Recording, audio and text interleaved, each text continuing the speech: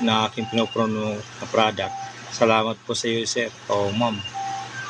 Sino ka man na shoutout din kita dito pag malaman kung sino yung bumili doon sa in-endorse kong product. Kaya ano pa natin yun, guys? Ito nagbabalik, mayroon pa akong isang guys, bali dalawa na bili ko din dito sa TikTok. Gamit na yung isa di ko pa nabubuksan.